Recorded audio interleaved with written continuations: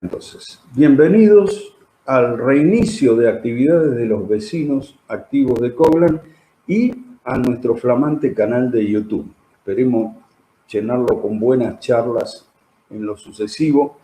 Pedimos disculpas a los que la semana pasada se frustraron cuando intentamos hacer esta charla el lunes de la semana pasada y ante el aluvión de llamados de que no se podía conectar, decidimos interrumpirla. Muy frustrados nosotros también, pedimos disculpas y esperemos que esta vez sea la vencida.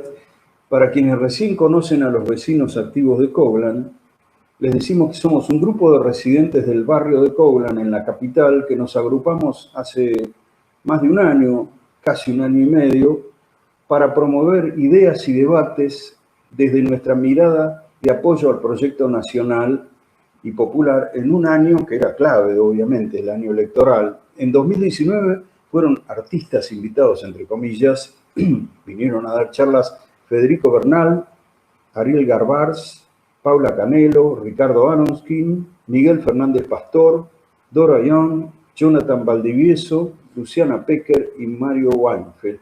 Ahora me tocó a mí mover la pelota por la primera charla y les anticipo que se han comprometido, para los que todavía están llegando, se han comprometido a las próximas charlas de los vecinos activos de Coblan, Graciana Peñafort, para el próximo 15 de julio, miércoles 15 de julio, a las 7 de la tarde, y Dora Barrancos para el 25 de agosto. Así que tenemos un programa en adelante buenísimo. Ojalá que la tecnología nos acompañe esta vez. Y bueno, a continuación yo voy a dar la charla y al concluirla ustedes podrán hacer las preguntas a través del chat, pueden escribirlas porque yo soy medio sordito y este método de escribirlas me resulta más afín y más manejable. Bueno, hablar de pandemia es hablar de miedos colectivos. En 1347, con la peste negra, el pánico colectivo, claro, mató a tercera parte de la población europea. El pánico era terrible. Y en el 2020 también con el coronavirus. Miedos, se desatan los miedos. El gobierno de Alberto Fernández se encontró con la pandemia a poco de haber empezado a lidiar con el quiebre económico que dejó el macrismo y con la deuda impagable. Y reaccionó bien, ganando a la sociedad con el eje de cuidar vidas. Eso para la derecha, que no tiene logro alguno para mostrar en sus 4 años de gestión, sino el desastre, eso plantea un dilema para la derecha. ¿Con cuáles ejes podían y pueden hacer oposición en estas condiciones? Y acudieron a sus viejos trucos, activar los miedos. A las almas liberales y antiperonistas los asustaron con una dictadura peronista a caballo de la cuarentena, la infectadura, con patrullas de presos liberados atacando a la gente decente, ¿recuerdan? Con la expropiación de Vicentín, diciendo en el fondo mañana vienen por tu casa. Y no les fue mal con eso, ¿eh?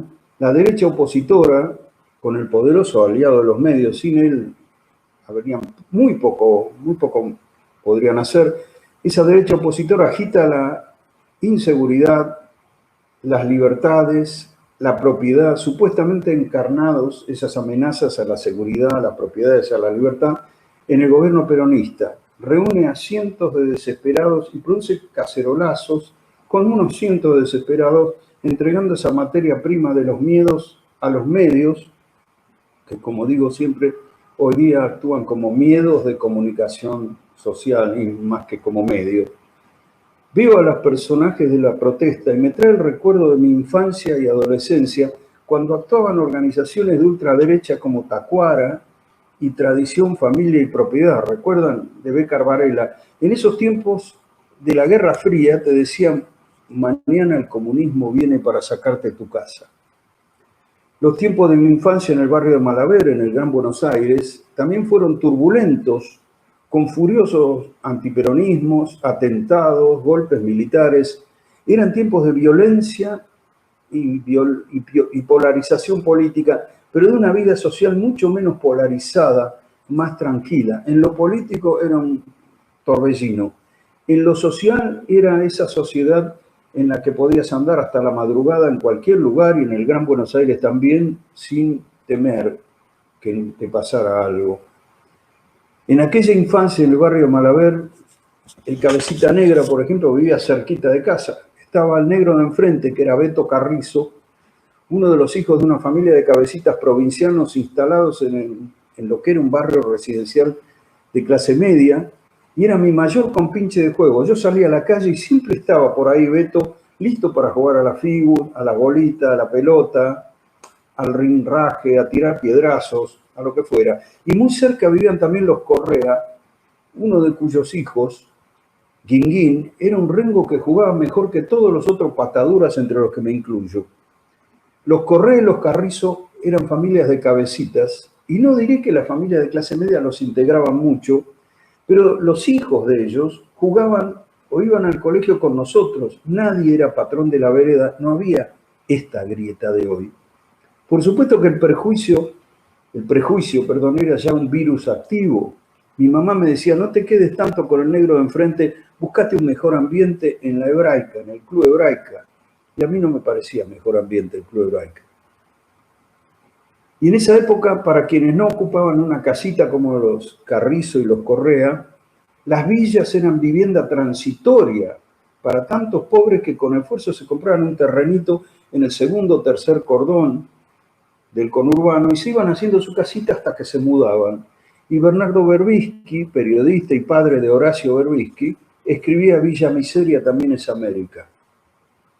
Pasaron décadas, el país se volvió mucho más desigual y las clases medias ya no se mezclan con los cabecitas. Últimamente reencontré a los cabecitas al lado de mi casa, acá en Coblan, en este barrio de clase media, pero ya en condición de ocupas. Una casa que está en ruinas, se fueron instalando allí como podían. Pudieron permanecer unos años en esa casa en ruinas hasta que los desalojaron hace poco. Los cabecitas ahora están lejos, están en las villas que crecieron notablemente y ahí nacen, envejecen y mueren. Ya no pueden irse, saben que no se van a poder ir de ahí o están detrás de los muros de los barrios cerrados. Al ritmo en que crecía la desigualdad y ya no nos mezclábamos ni en las calles ni en el cole, las villas se expandieron como un fenómeno cuyas lógicas no comprendemos bien, porque son estrategias de quienes viven en los bordes de la vida, de la seguridad, de la pobreza, etc.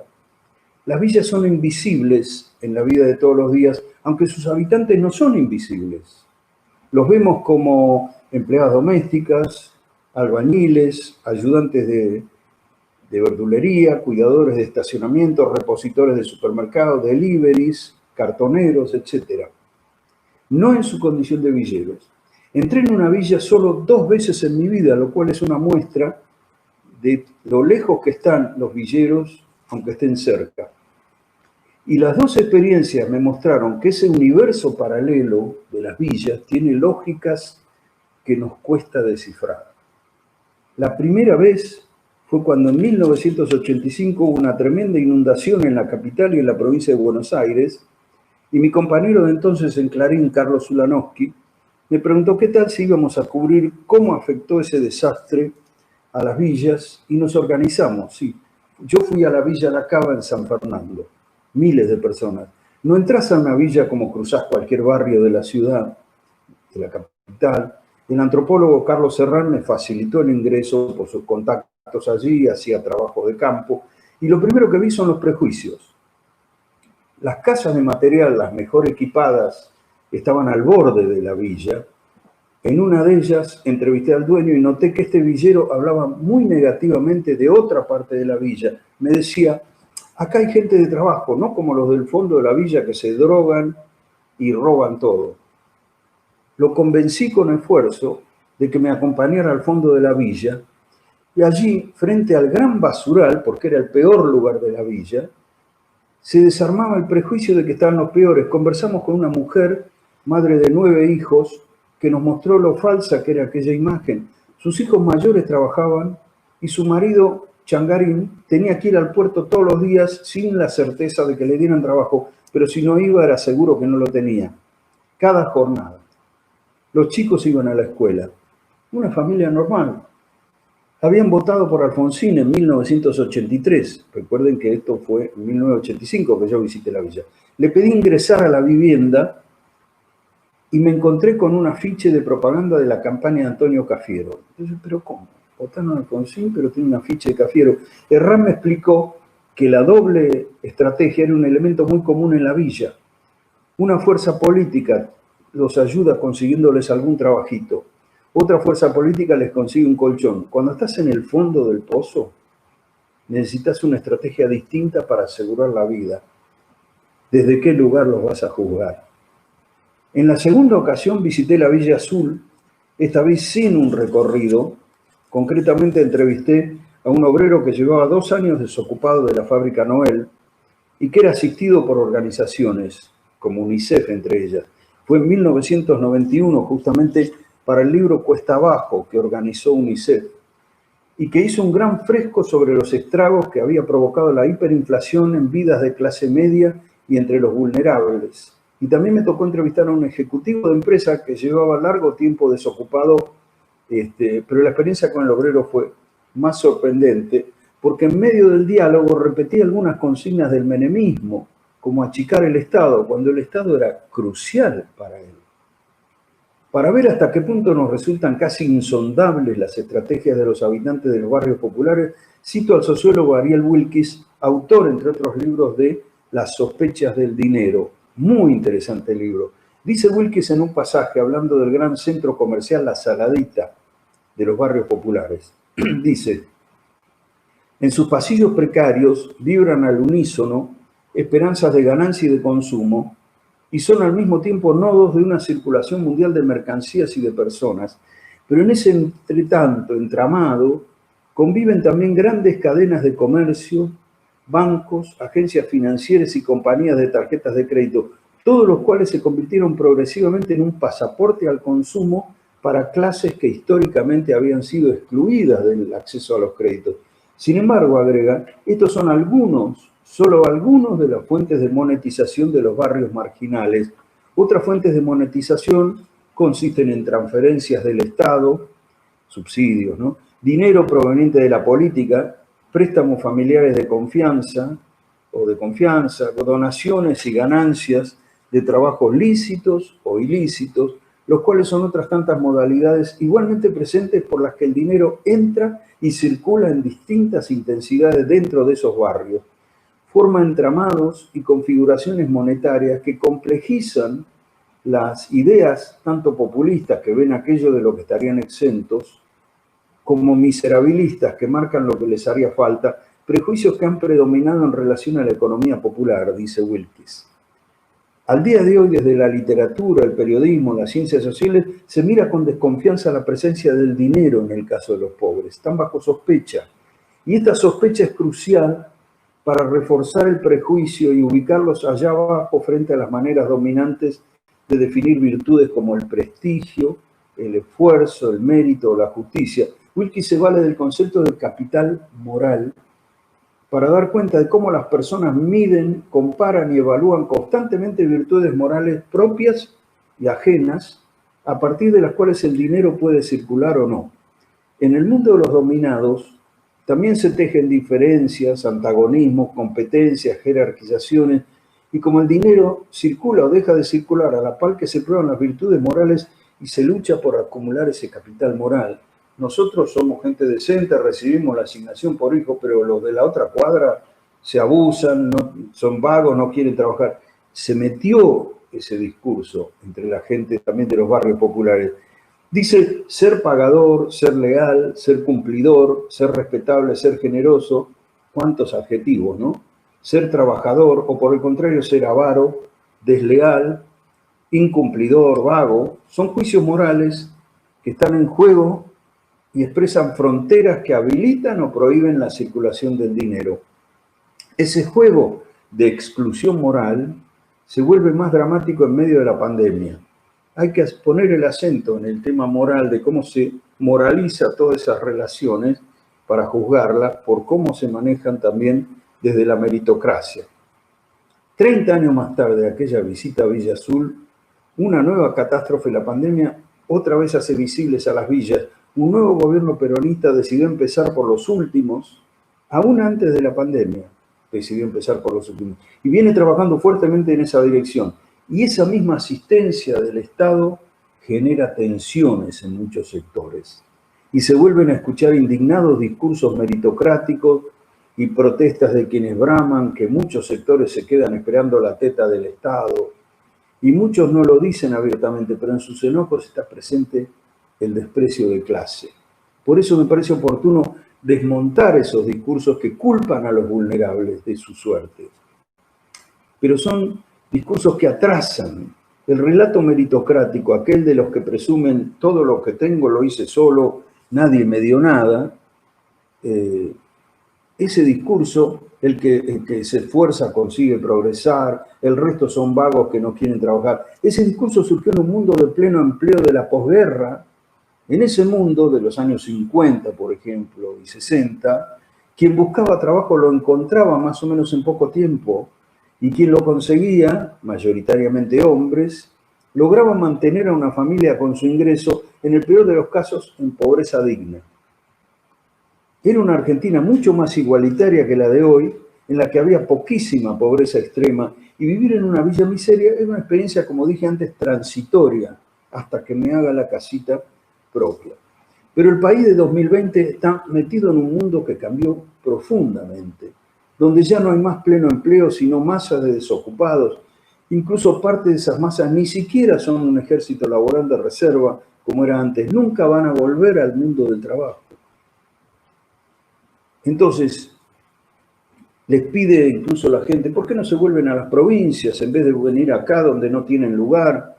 Y se olvidan de que a las provincias o a los países limítrofes, ¿no es cierto? Y se olvidan que eso es una ceguera a la realidad argentina y latinoamericana de profundas desigualdades regionales. Las regiones muy miserables y muy desiguales expulsan a millones hacia los grandes centros urbanos en busca de encontrar una vida mejor que la miseria, en busca de oportunidades. Se olvidan los que dicen por qué no se vuelven a donde estaban. Y eso no depende, esa mala suerte, esa desgracia de caer en la pobreza y no poder salir, no depende de la buena voluntad o los méritos de los pobres. Se nace, como dije, y se muere en la villa. El discurso meritocrático, el que busca encuentra, ese discurso ya no da cuenta de la realidad. Y gran parte de los que sí encuentran un trabajo, repositores de supermercado, empleadas domésticas, cuidadores de estacionamiento, repartidores, etcétera, por más mérito que tengan en su trabajo, no consiguen salir de la pobreza con sus sueldos, porque además la pobreza consiste en desacumular patrimonio, en no tener nada, y cuando vos empezás a ganar un sueldo con el que apenas sobrevivís, no te queda margen para empezar a reponer o a equipar lo que tenés. El aumento de la desocupación y la pobreza fractura a millones de hogares donde en una dramática proporción el hombre hace abandono y entonces la mujer ya como jefa de hogar no da abasto para conseguir el ingreso necesario o por trabajar no alcanza a cuidar a sus hijos o las dos cosas, y eso va rompiendo el tejido familiar y social, y lo pasan peor las hijas que tienen que cuidar a los hermanitos o que se embarazan en la adolescencia o las dos cosas.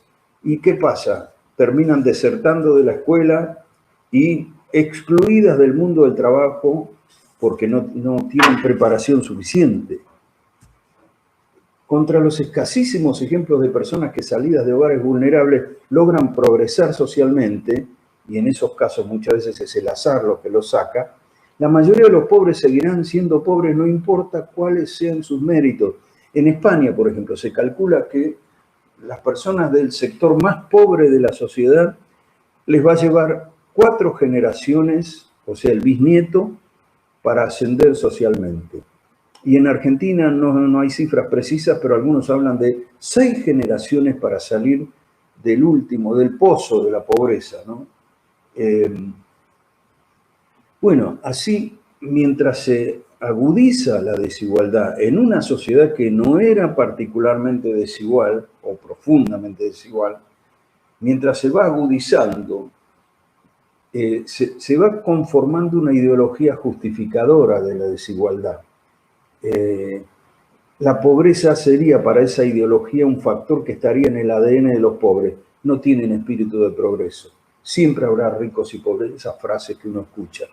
Así, las ideologías neoliberales que satanizan al Estado, que dicen achicar el Estado es agrandar la nación y otras ideas aberrantes como esa, aborrecen que el Estado vaya a compensar a los sectores más vulnerables que precisamente necesitan crucialmente del Estado. Para ellos el Estado que contiene a los pobres es perverso y los corrompe convirtiéndolos en vagos. Les da pescado pero no les enseña a pescar. Ridículo.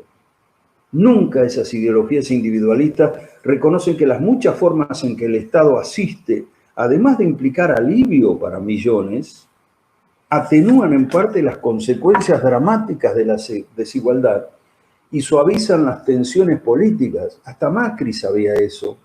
Y por eso la ministra Carolina Stanley trataba de emular a Evita, obvio la Evita que podía pensar la hija de un poderoso banquero, y negociaba con los movimientos sociales.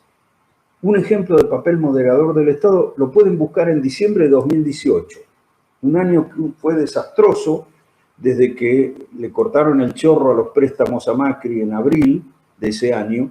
Diciembre ya los signos de pobreza y deterioro eran terribles, muchos observando las cifras de pobreza crecidas desmesuradamente. En ese diciembre de 2018 nos preguntamos si habría estallido social, saqueos, y funcionarios de Macri encima se jactaban cruelmente de que con las políticas de ajuste que aplicaron otros gobiernos hubieran volado por el aire.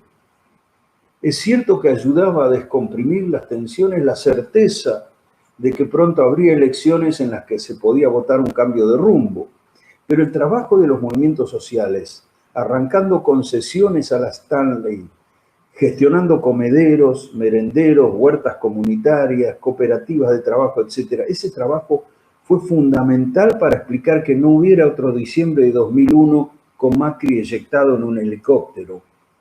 Macri tendría que agradecer que aquellos a quienes desprecia, punteros, movimientos sociales, los pobres mismos, lo salvaron del helicóptero y lo convirtieron en el primer presidente no peronista que completa su mandato a pesar del daño que infringió sin volverse loco. ¿Te acordás cuando decía, si me vuelvo loco puedo hacer mucho daño? Dios mío. Bueno, a propósito de las trampas de la idea meritocrática, la periodista del diario británico The Guardian, un periodista que se llama Nathan Robinson en The Guardian, cuestiona la falsa idea meritocrática según la cual en el tope de la sociedad están aquellos que más mérito tienen. Y tiene razón, en el tope solo están instalados los millonarios y los hijos de los millonarios. Los casos de millonarios llegados de abajo son solo eso, historias individuales. Para la mayoría el Olimpo está cerrado. Es que la riqueza y la pobreza no se distribuyen según méritos. Como dice Robinson, realmente no puede haber nada que se parezca a una meritocracia, y lo está diciendo en Inglaterra, refiriéndose en esa nota a Estados Unidos. No puede haber nada que se parezca a una meritocracia, porque nunca va a haber una completa igualdad de oportunidades. Y enfatiza que el verdadero propósito que hay detrás del concepto de meritocracia es para asegurarles a las élites que merecen su posición privilegiada en la vida. Todos hemos escuchado en un taxi, en el trabajo, en la calle, en una sobremesa, todo lo que tengo lo consigo sin ayuda de nadie, ¿por qué tengo que pagar impuestos para mantener vagos? Por supuesto que el correlato de esa idea es, no me molesta la desigualdad, los ricos están ahí arriba porque lo merecen. Y si seguimos el hilo de ese prejuicio, nos llevaría a la siguiente conclusión. Seguro que los ricos saben cómo triunfar. Vamos a darle la oportunidad que nos gobierne un millonario. Nos gobernó un millonario, ¿y qué tal? Haga el ejercicio de unirlo a aquello de le voy a dar una nueva oportunidad. ¿Recuerdan cuando se hablaba antes de las elecciones del año pasado? Se escuchaba tanto cuando Macri ya nos estaba hundiendo como en las últimas elecciones. Terrible. ¿Por qué la idea meritocrática es un prejuicio? Porque nadie llegó a donde llegó solo, ni usted, ni yo, ni nadie. No llegó exclusivamente por sus méritos, por muy grandes que ellos sean. Todos vivimos en sociedad y nuestro esfuerzo puede mejorarnos la vida según el ambiente en que nacimos, según ciertas políticas públicas nos faciliten o no ese esfuerzo. La creencia meritocrática tiene un trasfondo moral, por eso hablábamos antes del capital moral.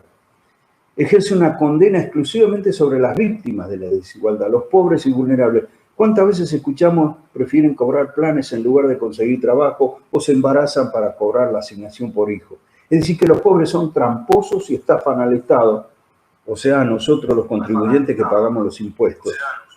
¿Por qué tanta gente compró la idea? Por muchas razones. Una de ellas es que el peronismo, por empoderar a sectores del trabajo y a los vulnerables, siempre estuvo bajo sospecha.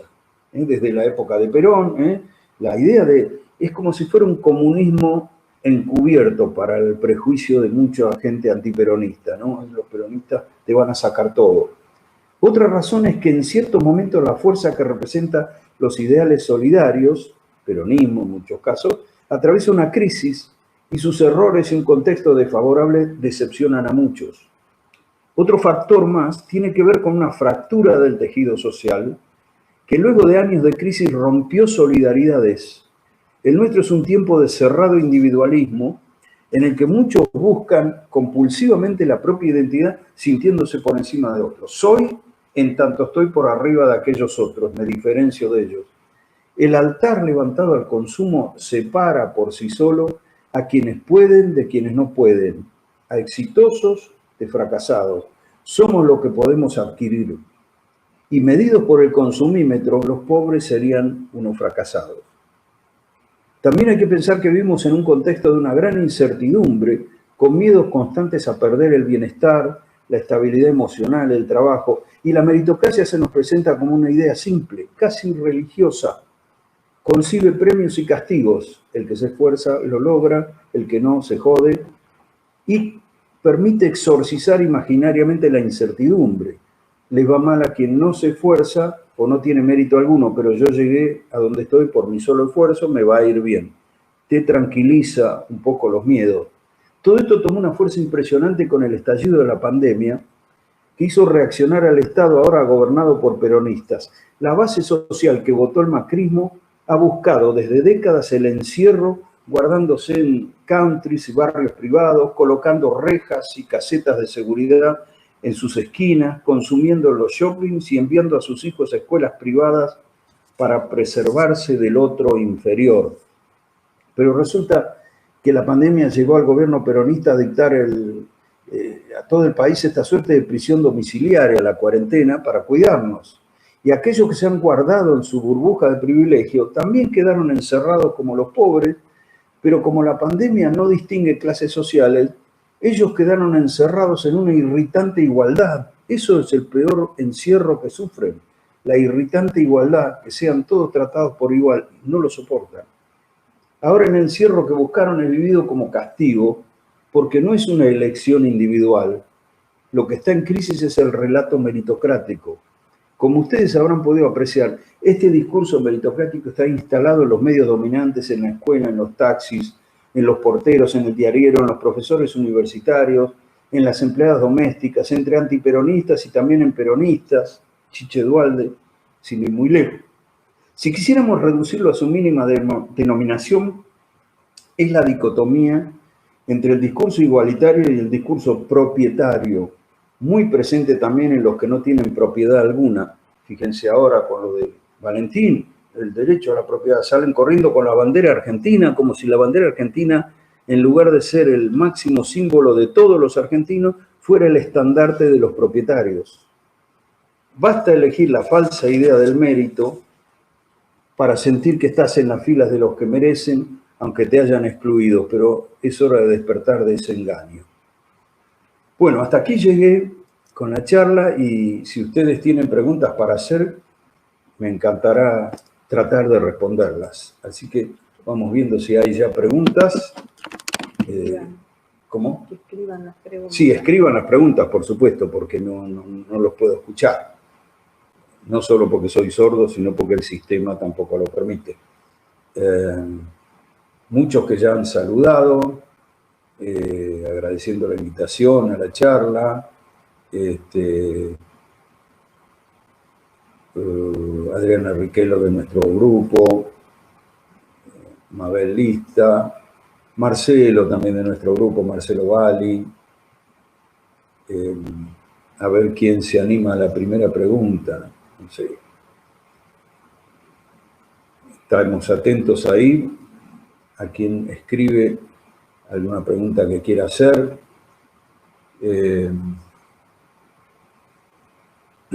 A ver, estamos viendo sobre lo que quieran, sobre lo que yo pueda también ser capaz de responder. Vamos a ver si aparecen Eugenia y Héctor. Muy bueno, me dicen. Muchas gracias, Eugenia y Héctor. Bueno, esta idea meritocrática la vengo trabajando hace tiempo, porque de alguna manera, como les dije, la escuchaba en mi infancia de parte de mi mamá incluso, ¿no? Dividir a la clase media de los pobres según méritos. A ver, dice Cristina Moncayo, de nuestro grupo también, ¿cómo revertir esta separación o de este espejismo de los pobres como vagos, etcétera? Bueno, la verdad que los periodistas no nos preparan para planificar, para aportar soluciones. En general, nuestro trabajo es informar y, en todo caso, opinar, ayudar a dar un diagnóstico de la realidad. Pero está claro que hay una batalla cultural. Por eso arranqué con los miedos que están fogoneando la oposición de derecha: miedo a perder la propiedad, miedo a perder las libertades por la cuarentena, miedo a perder la seguridad, imaginando que el gobierno peronista va a liberar a cientos de presos violentos y violadores, activando por los miedos. Para enfrentar la manipulación por los miedos, un factor central es que la gente desarrolle un pensamiento crítico, que la gente pueda analizar las cosas. Sería ideal que la gente no acuda a una sola fuente, porque eso facilita la manipulación. Cuando uno puede confrontar versiones distintas de las cosas, eso lo ayuda a sacar sus propias conclusiones. Y un pensamiento crítico es lo mejor que se puede oponer a esta división. Pensar críticamente que existe una Declaración Universal de los Derechos Humanos, sancionada por las Naciones Unidas en 1948, que muestra todos los derechos que tiene una persona por el solo hecho de estar viva, estar dentro de una sociedad. Y si uno, a mí me decía José Saramago en una entrevista, ese es el mejor programa político que yo escuché, el de la Declaración Universal de los Derechos Humanos.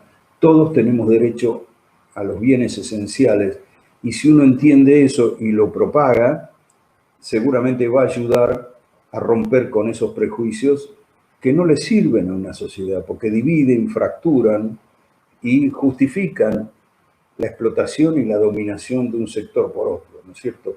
Pero no tengo mecanismos institucionales más claros. La escuela tiene que ser muy trabajada en una dirección de abrir los ojos de los chicos desde la tierna infancia para integrarse con los otros, para aceptar a los otros. Los medios de comunicación tienen que ser reformulados. Estos medios son un asco. Realmente lo que dice Zaffaroni son el partido único de Hitler. En gran parte tiene razón, porque son violentos, fogonean los anticuarentena, o sea, no respetar la cuarentena que salva vidas, fogonean toda manifestación que desestabilice un gobierno, son antidemocráticos. Hay que hacer un gran trabajo en los medios también. A ver, otra pregunta por allí. Hernán Galar. Hola, Hernán. Dice Jorge, ayer escuchaba a Jorge Alemán, nos han dejado, a ver, perdón, se me corrió la... Bueno, ¿está por acá también? Jorge, ayer escuchaba a Jorge Alemán, nos han dejado a los que estamos a favor de la cuarentena en el plano de la ética y de las restricciones, y ellos salen a pedir libertad. Proponen que empecemos a hacer actos colectivos desde las redes como cómo se puede instrumentar, dice. Bueno, Hernán Galán, buena pregunta. Justamente en este momento los que aceptamos la demanda del gobierno de cuidarnos, de aislarnos para prevenir los contagios, nos disciplinamos y entonces, paradójicamente, se le está quitando al movimiento popular y al peronismo un capital fundamental que es la capacidad de movilización. Es terrible porque los otros se cagan en las reglas de la cuarentena, porque son bastante idiotas, además de resentidos. Realmente no se puede entender de otro modo. Decía un infectólogo, yo puedo dar explicaciones en términos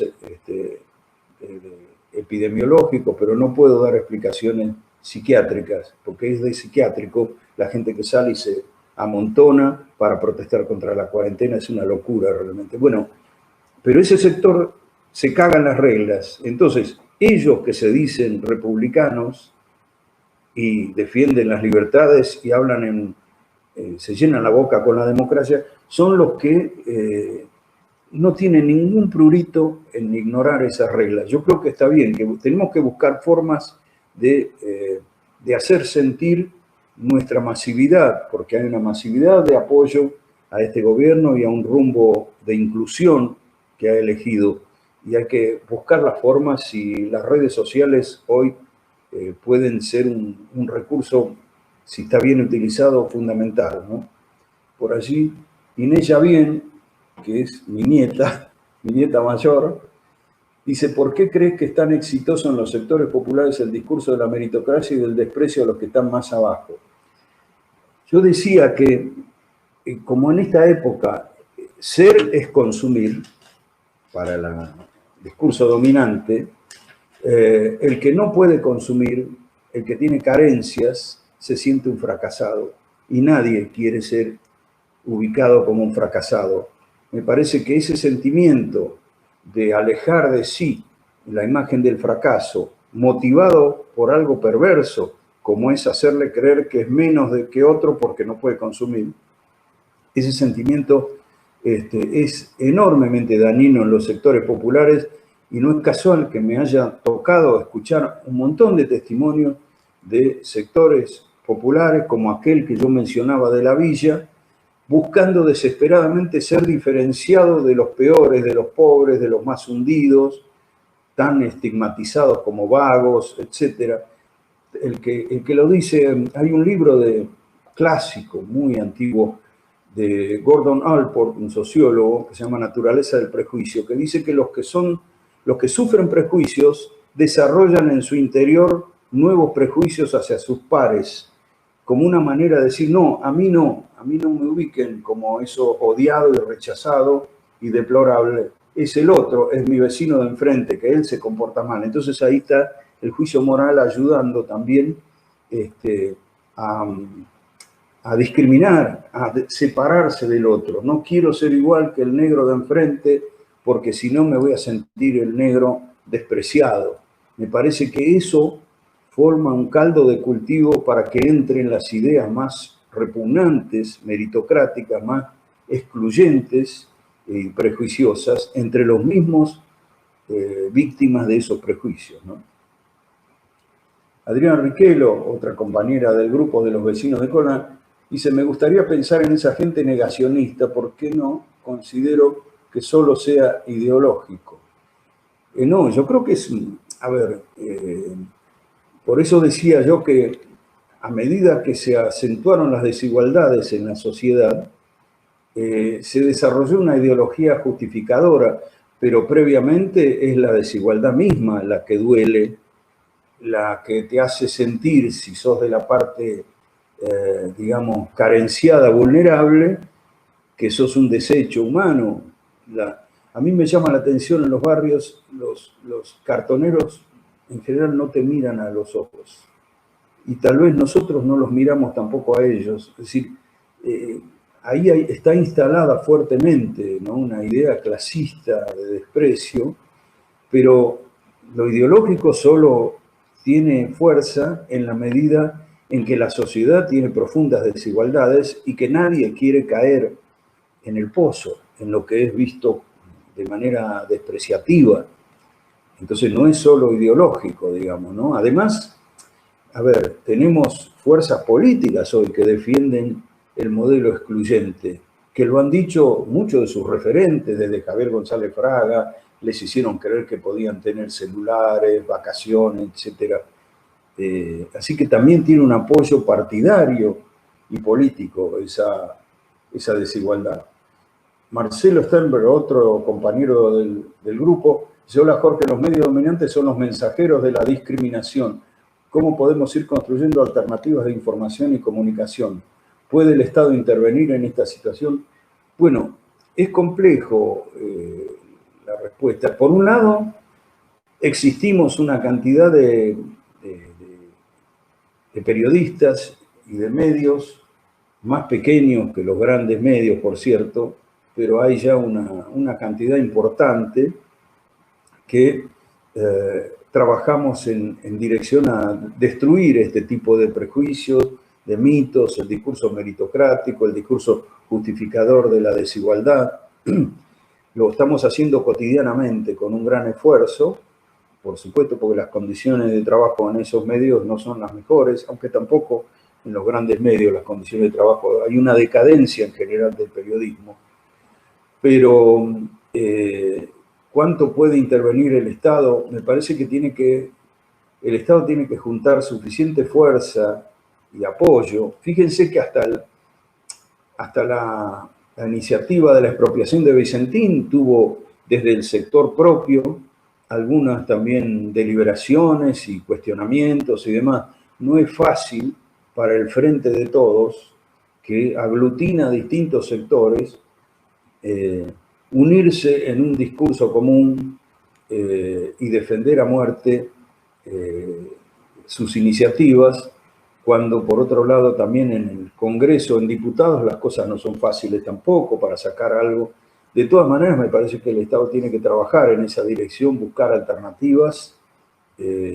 Obviamente que algunos dicen, ¿por qué no se expropió Clarín desde un primer momento? Bueno, yo no sé, me parece que para semejante cosa habría que estudiarlo mucho y las condiciones no sé si están.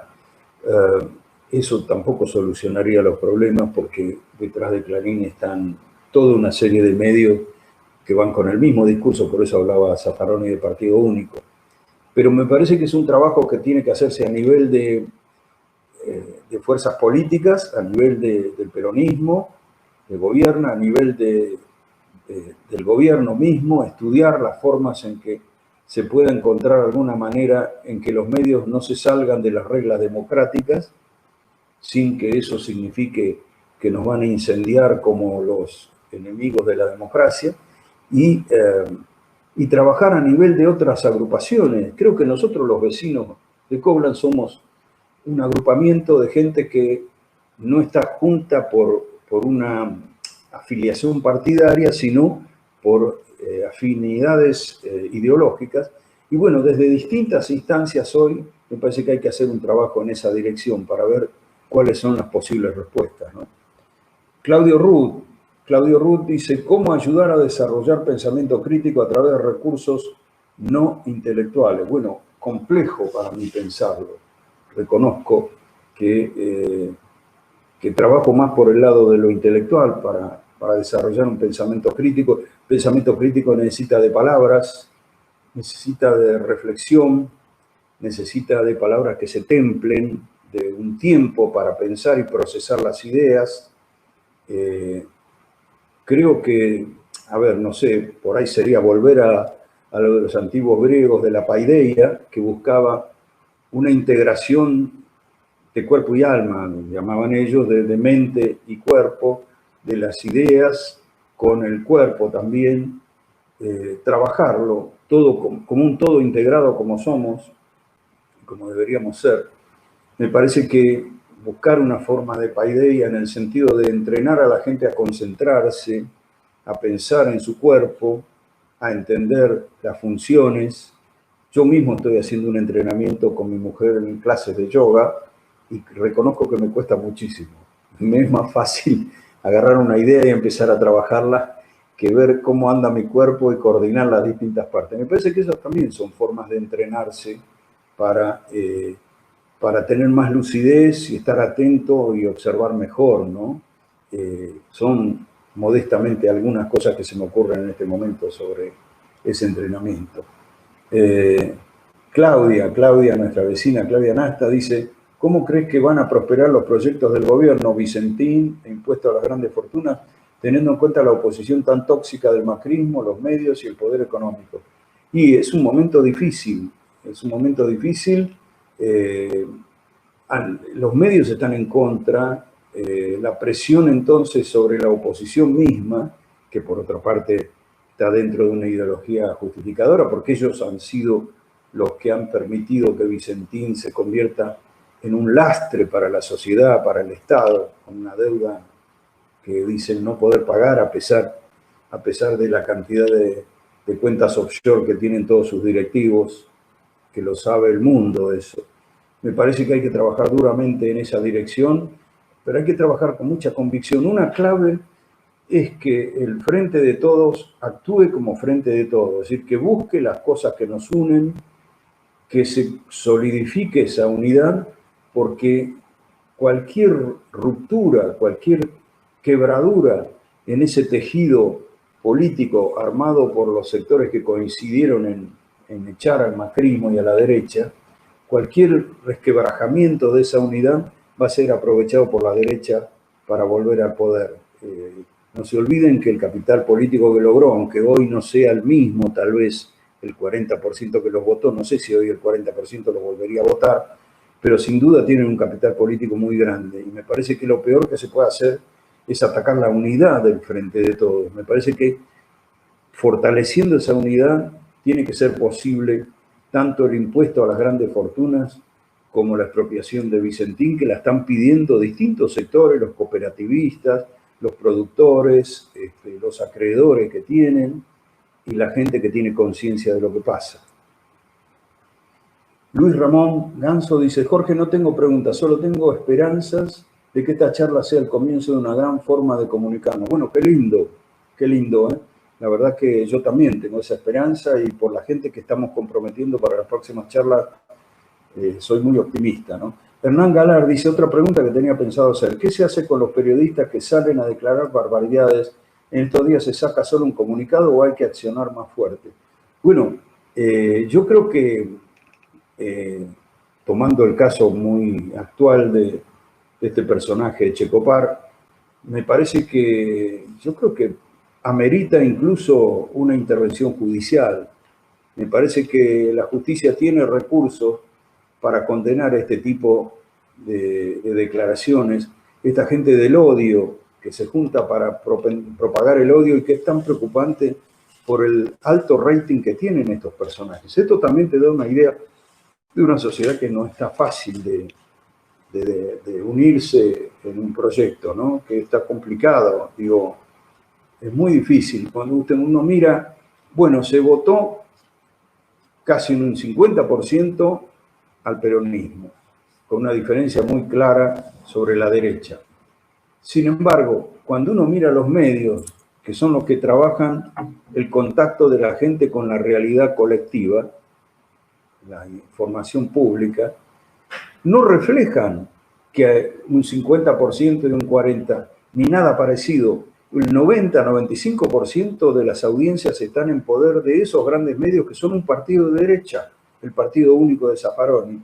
Entonces, en ese sentido, me parece que es muy difícil actuar, pero me parece que la justicia, en este caso de estos periodistas, que se salen de reglas democráticas, que son antidemocráticos por definición, incluso algunos que no son periodistas, pero que están en los medios, como este Bogiano, que pide armarse a la gente del campo. Estas locuras, creo que la justicia tiene respuesta para eso.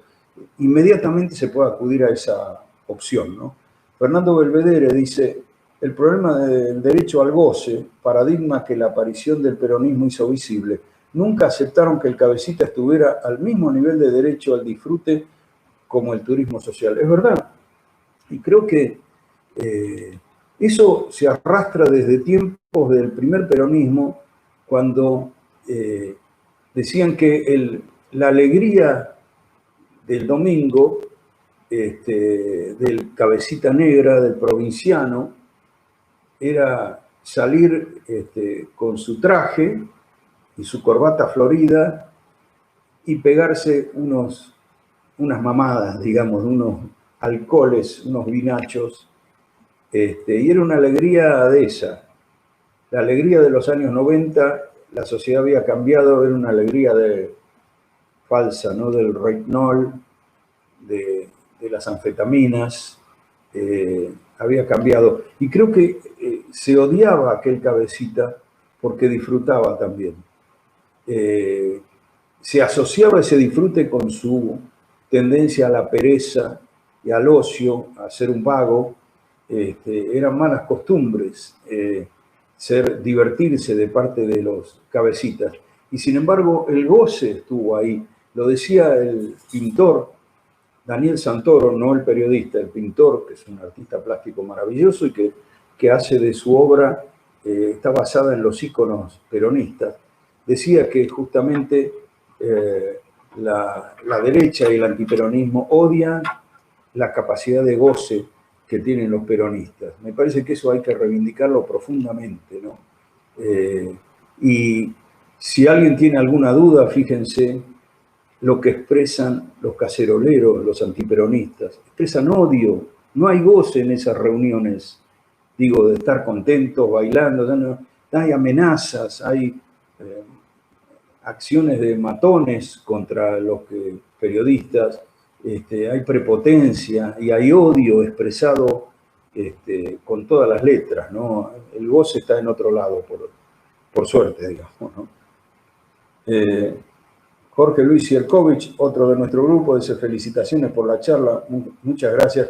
Cristina Moncayo, o sea, tendríamos que ir por la educación y el desarrollo de cuestionar y reflexionar. Exactamente, me parece que a la escuela le falta muchísimo todavía la capacidad de generar reflexión en los chicos y en los adolescentes.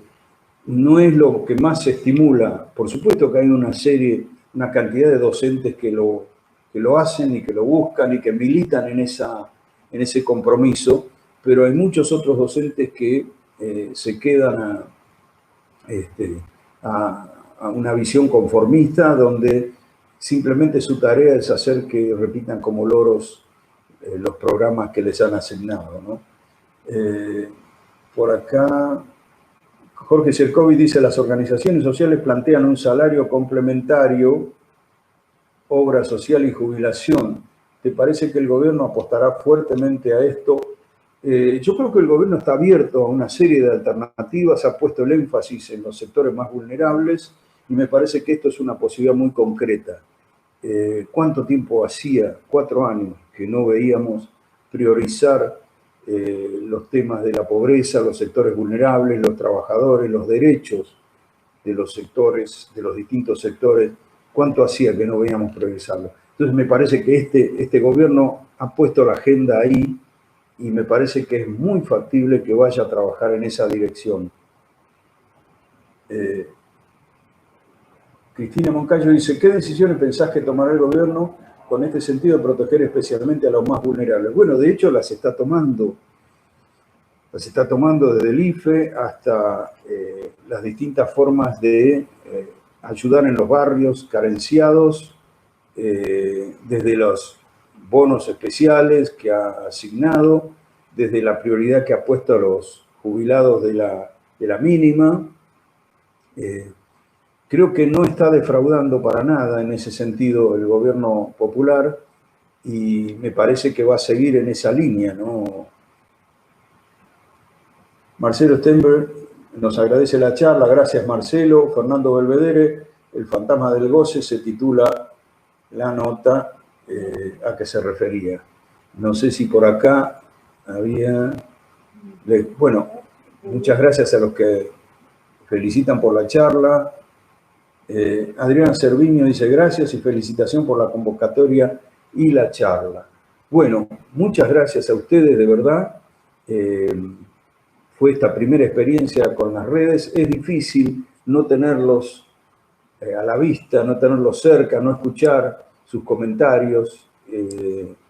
Y y eso es todo un desafío, ¿no? Pero espero que algunas de las ideas les hayan resultado productivas y disparadoras quizá de algunas reflexiones. Liliana Dodoni también nos agradece, gracias Liliana. Y bueno, les vuelvo a repetir que el 15 de julio a las 7 de la tarde tenemos comprometida a Graciana Peñafort para hablar de en qué consiste la reforma judicial que está pendiente y que, a la luz de lo que vemos día tras día, es imperiosa de encarar. 15 de julio a las 7 de la tarde, ya igual oportunamente le vamos a hacer llegar los avisos, los anuncios, y para el 25 de agosto a las 7 de la tarde está comprometida, como dije, Dora Barrancos, para hablar de los temas de gobierno, del Estado y de los temas de género, por supuesto, que es uno de los temas más usuales que ella desarrolla. Gracias, Jorge, dice Fernando Belvedere. Víctor Scolni también nos agradece, no dejen de avisarnos. Miguel Ángel Olivera también, gracias Miguel. Cristina también nos dice eso, Luis Ramón, gracias. María Teresa Verazain, muchas gracias. Bueno, Susurros, lo mismo. Julián Lichman, Cristina Moncayo, bueno, desde luego. Bueno, se suman los agradecimientos y nosotros les agradecemos a ustedes por tenernos paciencia, por habernos vuelto a buscar a pesar de la falla técnica del lunes de la semana pasada, y les pedimos que se mantengan en contacto. Ya tenemos canales para comunicarnos, tanto por mail como por otras vías. Yo tengo una cuenta de Twitter también, los vecinos tenemos la cuenta de YouTube, así que tenemos muchas formas de mantenernos en contacto y de tenerlos a ustedes informados de nuestras actividades. Que la pasen lindo y buena semana para todos. Adiós.